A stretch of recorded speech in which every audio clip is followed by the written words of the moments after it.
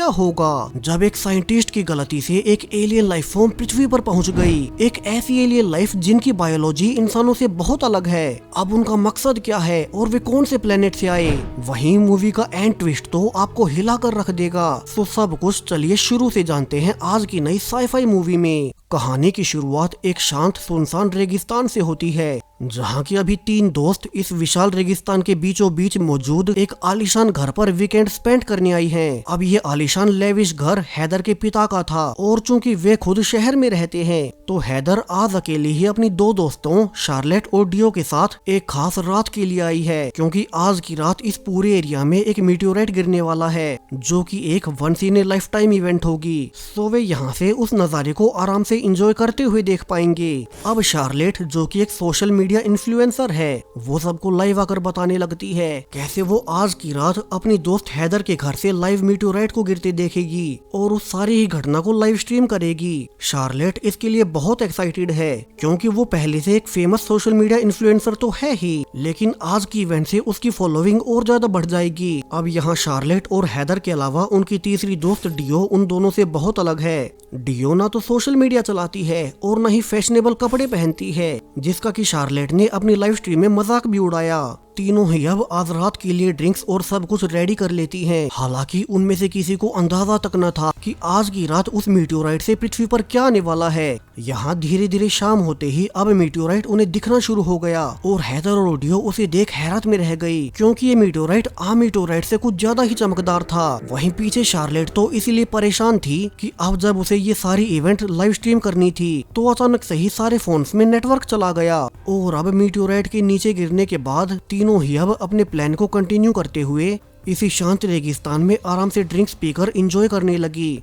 यहाँ हैदर और deo Charlotte को समझाती भी हैं कि वो इस पूरी इवेंट को लाइव स्ट्रीम ना कर पाने से निराश ना हो। सोशल मीडिया उसकी पूरी लाइफ नहीं है और अभी के लिए उसे पार्टी को एंजॉय करना चाहिए। लेकिन शार्लेट के अनुसार डियो जैसी लड़की जिसके की आज तक 100 फॉलोअर्स तक नहीं है, वो कभी उसके फेम को नहीं समझ पाएगी। और अब तीनों ड्रिंक करते हुए बहुत नशे में हो गई कि तभी अचानक से उनके पूल में एक अजीब सा ऑब्जेक्ट आकर गिरा जो कि इतना गर्म था कि पूरे पूल का पानी तक उबलने लगा। तीनों ही ये नोटिस भी करती है कि ये ऑब्जेक्ट तो अब हिल रहा है और इसे बहुत बुरी स्मेल आने लगी। तो हैदर जल्दी से उसे अपने पूल से निकालने लगती है ताकि वो सब कुछ बर्बाद न कर दे। यहाँ अब वे उसे बाहर निकाल कर देखते हैं कि ये तो एक जीता जागता जीव है, लेकिन उसके बॉडी ऑर्गन्स किसी को दिखाई नहीं देते। सो तीनों अंदाजा लगाने लगती है कि ये कोई डेजर्ट में पाया जाने वाला एनिमल होगा जिसके बारे में शायद उन्हें ना पता हो। उन्हें तो वैसे भी किसी भी एनिमल के बारे में नहीं पता। तो तीनों अंदर जाकर कुछ एनिमल्स की मैगजीन्स देखने लगती हैं ताकि उन्हें इस जीव की स्पीशीज के बारे में पता चल सके। इंटरनेट तो यहाँ मीटियोराइट के गिरने के बाद से ही नहीं चल रहा, वरना तो वे उसकी फोटो लेकर ऑनलाइन सर्च कर सकते थे, लेकिन अब यहाँ मैगजीन्स में भी उन्हें कोई क्लू नहीं मिलता। सो हैदर डर जाती है कि उसके पिता उस पर बहुत गुस्सा होंगे जो एक गंदा सा जीव उनके पूल में गिर गया और उन्हें सब कुछ साफ करवाना पड़ेगा। हालांकि शार्लेट उसे समझाती भी है कि वो भी इसके बारे में ज्यादा ना सोचे और तीनों ही अब और ज्यादा ड्रिंक करके वैसे ही सो गए। अब सुबह तीनों की आंख बहुत ज्यादा हैंगओवर से खुल रही थी। वे कल की रात बहुत ज्यादा नशे में होने से उस वक्त एक दूसरे से ही लड़ने लगे। सो अब वे कुछ ब्रेकफास्ट करने लगते हैं ताकि उन्हें बेटर फील हो सके, लेकिन अब उनके मोबाइल फोन ही ग्लिच करने लगते हैं। डियो कहती है कि शार्लेट और हैदर का फोन बहुत एडवांस्ड है, तो वे उसका फोन ट्राई करे जो कि पुरानी टेक्नोलॉजी का था, लेकिन ये वाला फोन भी अब चलाते ही मेल फंक्शन करते हुए बंद पड़ गया। उन्हें समझ नहीं आता कि एक ही साथ उन सब के फोन कैसे बंद हो सकते हैं। वहीं शार्लेट तो एक इन्फ्लुएंसर है, सो उसे तो हर रोज ढेरों पोस्ट और वीडियोस पब्लिश करनी पड़ती हैं, वरना तो उसकी फॉलोइंग कम होने लगेगी। तो उसे तो इंटरनेट और फोन्स किसी भी कीमत पर चाहिए। अब शार्लेट गुस्से में बाकी दोनों को सुना ही रही थी कि तभी उन्हें बाहर से उस एनिमल के बारे में याद आया जिसे कि वे कल रात नशे में बाहर अपने लॉन में ही छोड़ आई थी। वे बाहर निकल कर देखती हैं कि वो जीव अब उस कपड़े से निकलकर कहीं रेंग कर चला गया और उसके पीछे एक अजीब तरह का काला लिक्विड पड़ा हुआ है सो वे अब सेफ्टी के लिए एक टूल लेकर उस एनिमल के निशानों का पीछा करने लगते हैं और उन्हें थोड़ी ही आगे वो जीव दिख भी गया। और जब वे तीनों उसे नोटिस कर ही रही थी कि अचानक से पीछे से एक लड़के के आने से वे तीनों डर गई। अब वो लड़का अपना नाम ब्रेट बताता है और रिवील करता है कैसे हैदर के पिता ने उसकी फैमिली को हर रोज इस आलीशान घर के लॉन की घास काटने के लिए हायर किया था और उनकी फैमिली का छोटा सा लकड़ी का कैबिन यहाँ से थोड़ी ही दूरी पर है। उनके अलावा इस दूर दूर तक फैले रेगिस्तान में और कोई घर नहीं। ब्रेट अब सब बताकर अपना रोज वाला काम करने लगता है। तो अब हैदर ने उसे उस अजीब से जीव के बारे में बताया और वो उसे ऑफर करती है कि वो उसे और ज्यादा पैसे दे देगी। ब्रेट उस जीव को उनके लोन से निकालकर बाहर कहीं दूर फेंक आए। हालांकि ब्रेट मना कर देता है क्योंकि उसे ऐसे एनिमल से डर लगता था, लेकिन फिर भी वो एक किस के बदले में ऐसा करने को तैयार हो जाता है। वहीं वे तीनों लड़कियां तो वैसे ही उस जीव से डर रही थी। सो अब हैदर और शार्लेट ने इसके लिए इंट्रोवर्ट डियो को भेज दिया और ब्रेट जो कि उसे चाहिए था वो मिलने के बाद उस जीव को एक चादर पर ढकेलने लगता है ताकि उसे दूर फेंक कर आ सके। हालांकि अब इस जीव का वजन कुछ ज्यादा ही बढ़ गया जिससे कि ब्रेट उसे मुश्किल से ढकेल पा रहा था। और जब उसने फाइनली उसे एक चादर पर ढकेल ही दिया कि अचानक से उस जीव से उसका सिर उगाया और वो बहुत तेज वाइब्रेशंस निकालने लगता है, मानो कि समय के साथ अब उसके ऑर्गन्स निकल रहे हों, जिससे कि ब्रेट डरकर वापस से अपने कैबिन की ओर भाग जाता है। तीनों लड़कियां भी देखती है कि वो जीव लगातार अजीब से तेज वाइब्रेशन निकाल रहा था और ब्रेट तो डरकर भाग ही गया। यहाँ हैदर पॉइंट आउट भी करती है कि कैसे अब तो उस जीव के ऑर्गन्स निकलने लगे। सो क्या हो ये कोई एलियन जीव हो जो कि उस कल रात वाले मीटियोराइट से पृथ्वी पर आ गया है और अब वो समय के साथ धीरे धीरे पृथ्वी के वातावरण के अनुसार खुद को ढाल रहा है। सो उन्हें उस जीव को अभी मार देना चाहिए। हालांकि डियो इसके लिए मना कर देती है, क्या पता ये एलियन जीव खतरनाक ना हो और उन्हें ऐसे बिना कुछ जाने समझे किसी की जान नहीं लेनी चाहिए। वे इसके बारे में सरकारी अथॉरिटीज को इन्फॉर्म कर देंगी जिससे कि वे इस पर रिसर्च कर सके। लेकिन अब उनके फोन तो बंद पड़े हैं तो वे कॉल किसे करें। सो हैदर के अनुसार उन्हें अभी के लिए इस एलियन को उसकी प्रॉपर्टी से निकालना होगा। तीनों भी अब उस बहुत भारी जीव को खींचकर बाहर निकालने लगती हैं। वे हैरान भी थी कि इतने छोटे से शरीर के अंदर इस जीव में इतना मांस कहां से आया जो ये उन्हें 100 किलो से भी ज्यादा भारी लग रहा है। सो वे उसे अपनी बाउंड्री से बाहर निकालकर अब फिर से अपने वीकेंड को एंजॉय करना जारी रखती हैं क्योंकि 2 दिन के बाद उनकी गाड़ी उन्हें लेने आ जाएगी और तभी वे सरकारी अथॉरिटीज को इस एलियन के बारे में इन्फॉर्म कर देंगी। वैसे भी ये एलियन उन्हें खतरनाक नहीं लगा, सो वे अब फिर से नशा कर एंजॉय करने लगती हैं। लेकिन अब रात को जब वे सो ही रही थी कि डियो की आंख फिर से उस तेज वाइब्रेशन से खुली। वो अकेले ही बाहर निकल कर देखने लगती है और उसे रियलाइज हुआ कि कैसे ये वाइब्रेशंस निकालकर वो एलियन जीव शायद से मदद मांगने की कोशिश कर रहा था। शायद से वो भूखा प्यासा होगा और इन्हीं वाइब्रेशन से ये एलियंस आपस में कम्युनिकेट करते होंगे। सो डियो हैदर को भी इस बारे में बताने गई, लेकिन हैदर इतनी रात को उठना नहीं चाहती। तो डियो जिसे कि उस एलियन पर दया आ रही थी वो अकेले ही उस एलियन को अंदर उठा लाती है। हालांकि उसने रियलाइज भी किया कि कैसे अब इस एलियन का वजन बहुत ज्यादा लाइट हो गया। डियो अब उसे अंदर लेटाकर उसे फ्रिज में रखा मिल्क शेक पिलाने लगती है और एलियन ने वो पी भी लिया। अब अगली सुबह जब शार्लेट की आंख खुली तो उसने नोटिस किया कि फ्रिज से उसकी सारी बेवरेजेस गायब थी। इतना ही नहीं, वो उसी एलियन को फिर से कमरे में देखकर डर भी गई। सो वो सीधा डियो के कमरे में जाकर उस पर भड़क उठती है कि वो गंदा एलियन घर के अंदर कैसे आ गया।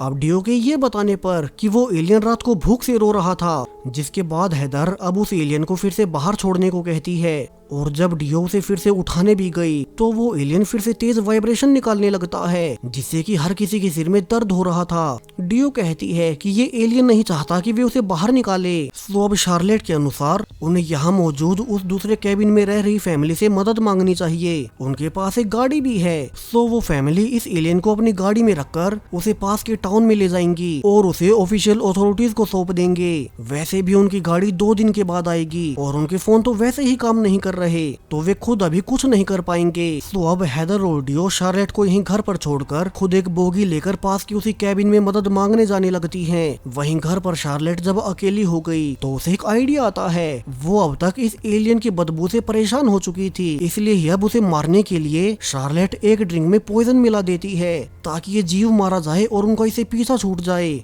वैसे भी अगर डियो यहाँ होती तो उसे ऐसा कभी नहीं करने देती, लेकिन शार्लेट उस एलियन को वो ड्रिंक पिला पाती। इसके पहले ही वो एलियन अब अजीब कारणों से शार्लेट के ब्रेन को कंट्रोल कर उसे पढ़ने लगता है। जिससे कि शार्लेट ने खुद ही वो पॉइजन वाला ग्लास नीचे गिरा दिया। वहीं हैदर और डियो अब तक उस कैबिन तक पहुंच चुके थे। हालांकि हैदर के अनुसार इस कैबिन के बाहर एक डॉग रहता था, लेकिन अब यहाँ कोई नहीं। उन्होंने ये भी नोटिस किया कि यहाँ का दरवाजा भी खुला पड़ा है, तो दोनों अब अंदर जाकर देखने लगती हैं, जहाँ की वे ये देखकर हैरान रह गए कि यहाँ तो कैबिन में बहुत सारे अलग अलग तरह के इंस्ट्रूमेंट्स रखे हुए थे, ऐसे साइंटिफिक इंस्ट्रूमेंट्स जिनसे कि कोई स्पेस पर रिसर्च कर रहा होगा। डियो ने यहाँ रखे हुए नोट्स भी देखे, जिनमें की स्पेस और दूसरी गैलेक्सीज की डिटेल्स लिखी हुई थी, और इसके अलावा बहुत सारे साइंटिफिक फॉर्मूलाज भी थे। डियो समझ गए कि यहाँ जो कोई भी था वो डीप स्पेस और एलियन लाइफ पर रिसर्च कर रहा था। शायद से वो भी 2 रात पहले वाले मीटेओराइट को देखने आया होगा। लेकिन अब यहाँ से सब चले कहाँ गए? यहाँ तो वो कैबिन वाली फैमिली भी नहीं है, जबकि उनकी गाड़ी बाहर ही खड़ी है, तो वे पैदल भी नहीं जा सकते। दोनों अब अगले दिन फिर से आने का फैसला कर वापस से हैदर के घर जाने लगते हैं। यहाँ उन्होंने वापस आकर देखा कि शार्लेट अब बड़े आराम से पूल में लेटी हुई है। दोनों ने उसे सब बताया कि अभी तो उन्हें वो कैबिन खाली ही मिला और उन्हें एक और दिन उस एलियन को घर में रखना पड़ेगा। लेकिन अब सरप्राइजिंगली शार्लेट बड़ी शांति से हाँ कह देती है, जबकि उस एलियन को देख वही सबसे ज्यादा भड़क रही थी। तो अब उसे क्या हुआ? हालांकि हैदर अभी भी उस एलियन की स्मेल से बहुत गुस्से में है। डियो कहती है कि वे इस पर पानी डाल उसे धो सकते हैं, तब शायद से घर में ये बदबू न फैले। इसी बीच डियो का ध्यान पास में पड़े शीशे के टूटे हुए ग्लास पर भी गया। वहीं अब लंच पर भी शार्लेट अजीब कारणों से बहुत सारा खाना खाने लगती है। वहीं शार्लेट, जो कि हमेशा अपनी फिटनेस के लिए कम से कम और तहजीब से खाना खाती थी, उसे ऐसे भुक्कों की तरह खाना खाते देख हैदर और डियो भी हैरान होते हैं कि जब से वे वापस लौटे हैं तब से ही शार्लेट इतना कैसे बदल गई। इतना ही नहीं, शार्लेट तो खाने के बाद बाहर तेज धूप में जाकर जोर जोर से एक्सरसाइज भी करने लगी। अब फिर से रात होती है और इस बार आधी रात को हैदर की आंख खुली, क्योंकि उसे एक अजीब सी आवाज आ रही थी। और अगर लॉबी में जाकर जो वो अपनी आंखों के सामने देख पाती है, उससे तो उसकी आंखें फटी की फटी रह गई। यहाँ तो वो एलियन जीव अपने साइज को बढ़ा रहा था और शार्लेट अब बिना कपड़ों के उस एलियन से लिपटी पड़ी है। हैदर जोर से चिल्लाए कि ये क्या हो रहा है, लेकिन तभी वो एलियन अब हैदर के भी ब्रेन को अपने कंट्रोल में कर लेता है। हैदर भी, जो कि अब अपने बस में नहीं रही, वो भी खुद से अपने कपड़े निकालकर उसी एलियन और शार्लेट के पास जाकर लेट गई। अब अगली सुबह डियो की आंख खुली और वो दोनों को बाहर एक साथ देख उनसे कहती है कि आज उनका उनके शहर वापस जाने का वक्त हो चुका है। हैदर अपनी गाड़ी वाले के बारे में बताए कि वो उन्हें लेने किस टाइम आएगा। लेकिन अब हैदर और शार्लेट दोनों ही अजीब तरह से बिहेव करने लगती हैं। वे कहती है कि उनके फोन ही काम नहीं कर रहे और अगर उनका गाड़ी वाला आ भी गया तो वे कहीं नहीं जाएंगी। अब शुरू में डियो को लगा कि उन दोनों ने शायद से उसके बिना ही वे नशे की टैबलेट्स कुछ ज्यादा ही कंज्यूम कर ली, तो वो पूछने लगती है कि वो एलियन कहाँ गया, क्योंकि वो लॉबी में नहीं है। अब शार्लेट ने बताया कि उसे तो वो अपने बेडरूम में उठा ले गई और यहाँ से तो डियो को और शक हो चुका था कि उस एलियन ने ही उनके साथ कुछ किया है और वो उसे देखने शार्लेट के बेडरूम में जाती है। उसने देखा कि वो एलियन क्रीचर अब समय के साथ खुद को और ज्यादा इवॉल्व कर रहा है। उसका साइज भी काफी ज्यादा बढ़ चुका था, मानो वो अब पृथ्वी के वातावरण में खुद को ढाल चुका है। अब डियो उसे वहीं छोड़कर वापस से हैदर और शार्लेट के पास आकर उन्हें यहाँ से जल्दी से निकलने को कहती है, क्योंकि डियो के अनुसार वो एलियन समय के साथ बहुत ज्यादा जल्दी इवॉल्व कर गया। लेकिन शार्लेट ने फिर जवाब दिया कि अब वे यहाँ से बाहर कभी नहीं जाएंगे और अच्छा होगा कि डियो भी हमेशा के लिए यहीं रुक जाए।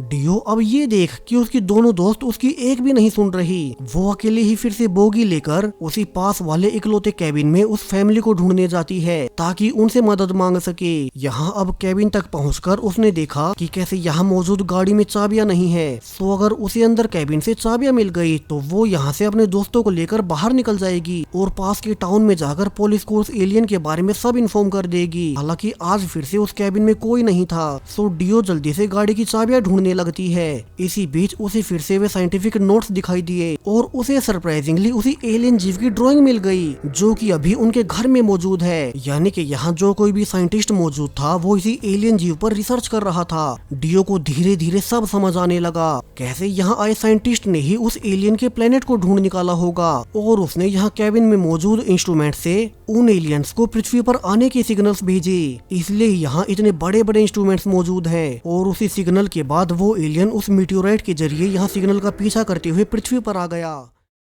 लेकिन फिर वो साइंटिस्ट कहाँ गया। यहाँ डियो का ध्यान दीवार पर बने गन शॉट पर जाता है और उसने देखा कि कैबिन के पीछे वो साइंटिस्ट मरा पड़ा था, यानी कि उसे एलियन ने ही मारा होगा। डियो अब जल्दी से डरकर अपनी बोगी से वापस हैदर के घर जाने लगती है ताकि अपनी दोनों दोस्तों को बाहर निकाल सके और कहीं वो एलियन उन्हें भी ना मार दे। डियो अब जल्दी से वापस आकर शार्लेट को चिल्लाते हुए सब बताने लगती है जो कुछ भी उसने उस कैबिन में देखा था। लेकिन अब जैसा कि होना ही था, शार्लेट और हैदर उन्हें तो मानो कोई फर्क ही नहीं पड़ता। सो डियो फिर से उस एलियन को देखने उसके रूम में गई। वो गुस्से में कहती भी है कि उसे पता है उस एलियन को इंसान क्या सोच रहे हैं उसका आभास हो जाता है, इसलिए वो जानबूझकर उस रात को वाइब्रेशंस निकाल रहा था। सो डियो पूछने लगी कि वो है कौन और उसका मकसद क्या है। तभी वो एलियन अब डियो को भी अपने बस में करने लगा और डियो भी अब अपने दोनों दोस्तों की तरह अपने कपड़े उतारने लगी। लेकिन उसका अचानक से ध्यान टूटा और वो जल्दी से तभी रुककर वापस से बाहर भाग आती है। अब वो समझ चुकी थी कि कैसे उस एलियन ने उसका ब्रेन कंट्रोल करने की कोशिश की और ऐसा ही कुछ उसने उसकी बाकी दोनों दोस्तों के साथ किया होगा। सो डियो अपनी बाकी दोनों दोस्तों को यहाँ से पैदल ही भागने को कहती है, लेकिन शार्लेट के अनुसार वे अब कहीं नहीं जाएंगे। और तभी अचानक से शार्लेट का पेट अपने आप ग्रो होने लगता है। वहीं हैदर के साथ भी यही हो रहा था, यानी कि उस एलियन जीव ने दोनों को ही अपनी आबादी बढ़ाने के लिए इस्तेमाल किया। डियो आगे ये देखकर और हैरान रह गई कैसे उसकी दोनों दोस्तों की आंख और मुंह से वही काला लिक्विड निकलने लगा जो कि शुरू में उस एलियन से निकल रहा था और सेम वही बदबू भी आने लगती है। यहाँ डियो चाहकर भी उन्हें संभाल नहीं पाती। वो समझ गई कि शायद से वे उस एलियन के बच्चे को जल्द ही जन्म दे देंगी और फिर खुद उस एलियन बेबी को जन्म देने के बाद जिंदा नहीं बच पाएंगी। सो डियो अब उस एलियन को ही जान से मारने का फैसला करती है ताकि इन सब को यही रोक सके। लेकिन जब वो उसे मारने अंदर गई ही थी कि हैदर और शार्लेट अब उसे रोकने के लिए उस पर अटैक करने लगी और वे डियो के सिर पर वार कर उसे नीचे गिरा देती हैं। डियो जो कि अब तक घायल हो चुकी थी वो उस एलियन से पूछती है कि वो असल में चाहता क्या है और आया कहाँ से, जिसके बाद वो एलियन अब फिर से डियो को उसके ब्रेन में विजन्स दिखाकर सब समझाने लगा कैसे ये एलियन प्रजाति अपने वाले प्लेनेट पर बाकी सभी स्पीशीज को मारकर पूरी तरह से कंट्रोल करने लगे। उनके अलावा उनके प्लेनेट पर और कोई जीव नहीं बचा और तभी उन्हें पृथ्वी से उस साइंटिस्ट से जीवन होने का सिग्नल मिला, जिसके बाद ये एलियन उस मीटियोराइट के जरिए पृथ्वी पर पहुंच गया ताकि पूरी पृथ्वी पर मौजूद यहाँ के बाकी अन्य सारे जीवों को खत्म कर इस प्लेनेट को भी अपना बना सके। वैसे भी इस वीरान यूनिवर्स में पृथ्वी जैसे जीवन के अनुरूप ग्रह बहुत कम ही होते हैं। ये पृथ्वी प्लेनेट तो उन एलियंस के ग्रह से भी बहुत ज्यादा अच्छा निकला। वो एलियन दिखाता भी है कैसे ये पृथ्वी प्लेनेट तो उन एलियंस के ग्रह से भी कहीं ज्यादा अनुकूल निकला, इसलिए ही वो एलियन इतनी ज्यादा जल्दी ग्रो हो पाया और इसलिए ही ये एलियन अब उसकी बाकी दोनों दोस्तों के जरिए अपनी आबादी बढ़ाना चाहता है। वहीं अजीब कारणों से जब उसने डियो को अपने काबू में करने की कोशिश की तो उसके मन की दृढ़ शक्ति मजबूत होने से वो उसके हिप्नोटिज्म में नहीं फंसी। सो वो एलियन अब फिर से यही कोशिश करता है क्योंकि इन एलियन जीवों के पास उनकी यही एबिलिटी है कि वे अन्य जीवों के ब्रेन को कंट्रोल कर सके। लेकिन जब इस बार भी डियो खुद को बस में नहीं होने देती तो उसने फाइनली एक हथियार उठाकर उस एलियन को ही जान से मार दिया, जबकि हैदर और शार्लेट जो कि एलियन से प्रेग्नेंट थी वे एलियन बेबी को जन्म देने के लिए दूर भागने लगती हैं। डियो को पता भी था कि वो और एलियंस को पैदा नहीं होने दे सकती, सो वो अब उसी बोगी का इस्तेमाल कर पहले जल्दी से रेगिस्तान में दूर भाग रही हैदर को टक्कर मारती है। डियो समझ गई कि इसे काम नहीं बनेगा, वो इंसानियत को लेकर रिस्क नहीं ले सकती और उसे हैदर के पेट में मौजूद उस एलियन को नष्ट करना होगा। तो वो अब ना चाहते हुए भी रोते हुए उसी औजार से हैदर के पेट पर वार कर उस एलियन बेबी और अपनी दोस्त दोनों को मार देती है। इसके बाद उसने देखा कि शार्लेट अभी भी भाग रही थी, तो वहीं अब तक उस बोगी का ईंधन भी खत्म हो गया। सो डियो अब तेजी से दौड़कर शार्लेट के पीछे जाने लगी। वहीं शार्लेट जो कि खुद के काबू में नहीं है वो अपने एलियन बेबी को बचाने के लिए डियो से लड़ने लगी, जबकि पीछे अब तक वहीं गाड़ी वाला आदमी आ चुका था जिसे कि आज तीनों दोस्तों को वापस लेकर जाना है। वो देखता है कि यहाँ तो डियो और शार्लेट आपस में लड़ रही हैं और उसे डियो के पास हथियार देकर गलतफहमी हो गई कि डियो ही शार्लेट को मारने की कोशिश कर रही है। और जब डियो शार्लेट के ऊपर आकर उसके पेट पर मारने ही वाली थी कि एन वक्त पर ड्राइवर ने उसके हाथ पर गोली मार दी, जिसके बाद वो घायल शार्लेट को उठाकर गाड़ी में ले जाने लगता है। ताकि पास के टाउन में ले जाकर उसका इलाज करवा सके। वहीं डियो के सिर्फ हाथ में गोली लगी थी, तो वो फिर से उठकर गाड़ी के पीछे जाने लगी कि कहीं वो ड्राइवर उस एलियन को मेन टाउन तक ना पहुंचा दे, फिर तो पूरी पृथ्वी ही खतरे में आ जाएगी। उसने कार के पास जाकर देखा कि यहाँ एलियन के बस में शार्लेट ने उस ड्राइवर को भी मार दिया। सो डियो अब उस गाड़ी में रखी राइफल उठाती है। उसने गाड़ी के पीछे जाकर देखा कि शार्लेट उस एलियन बेबी को जन्म देना शुरू कर चुकी थी और एलियन के पैदा होते ही शार्लेट तो वैसे भी मारी जाएगी। सो डियो अब अपने मन को मजबूत कर शार्लेट के पेट में शूट कर देती है और डियो ने फाइनली उस मेन एलियन समेत उन दोनों एलियंस बेबीज को भी मार दिया। लेकिन इसके साथ उसकी दोनों दोस्त भी मारी गई। हालांकि डियो को इतनी तो शांति थी कि उसने कम से कम अपनी पृथ्वी को उन एलियन से बचा लिया। लेकिन तभी डियो ये देखकर हैरान रह गई कि अब आसमान में उसी एलियन प्लेनेट से हजारों लाखों मीटियोराइट्स पृथ्वी पर गिर रहे थे, जिसके बाद ऐसे ही लाखों एलियंस पृथ्वी पर कब्जा कर लेंगे। यानी कि उस साइंटिस्ट के सिग्नल्स को अकेले इस एलियन ने नहीं बल्कि उस प्लेनेट पर मौजूद सारे एलियंस ने सुन लिया था और अब पृथ्वी का भविष्य अंधकार में जा चुका है। यहाँ पर इंसानों समेत सारा जीवन खत्म हो जाएगा। और इसी शॉकिंग एंडिंग के साथ ये मूवी यहीं पर खत्म हो जाती है। सो वीडियो को लेकर अपनी राय कमेंट्स में बताएं। तब तक मैं मिलूंगा आपसे अगली किसी साई-फाई वीडियो के साथ। Thank you.